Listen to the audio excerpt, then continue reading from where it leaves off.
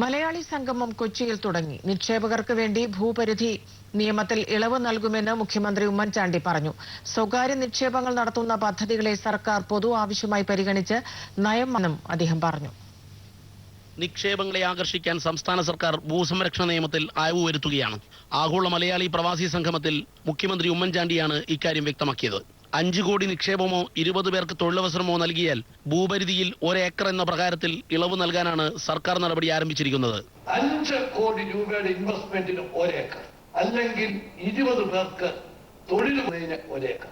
തൊഴിലവസരങ്ങൾ നൽകുന്ന പദ്ധതികളെ സർക്കാർ പൊതു ആവശ്യ പദ്ധതികളായി കണക്കിലാക്കിയുള്ള നയമാറ്റവും ഉടനുണ്ടാകുമെന്ന് മുഖ്യമന്ത്രി വ്യക്തമാക്കി. നമുക്കൊരു ഇൻവെസ്റ്റ്മെന്റ് വേണം, നമുക്കുള്ള പുതിയ തൊഴിലവസരം വേണം. ആ കാര്യത്തിൽ ഗവൺമെന്റ് ഉറച്ച തീരുമാനമായിട്ടാണ് മുമ്പോട്ട് പോകുന്നത്. എങ്കിൽ ഇൻവെസ്റ്റ്മെന്റും തൊഴിലവസരങ്ങൾ സൃഷ്ടിക്കുന്നതും പബ്ലിക് പർപ്പസ് ആയിട്ട് നമുക്ക് കണക്കിലെടുക്കേണ്ടി വരും. മുഖ്യമന്ത്രി ഉദ്ഘാടനം ചെയ്ത ആഗോള മലയാളി പ്രവാസി സംഗമം 2 ദിവസം നീണ്ടു നിൽക്കും. മന്ത്രിമാരായ KC Joseph, KM Mani, K Babu, പ്രമുഖ പ്രവാസികളായ MA യൂസഫ് അലി, രവി പിള്ള, CK മേനോൻ തുടങ്ങിയവർ ഉദ്ഘാടന സമ്മേളനത്തിൽ പങ്കെടുത്തു. അമൃത ന്യൂസ്, കൊച്ചി.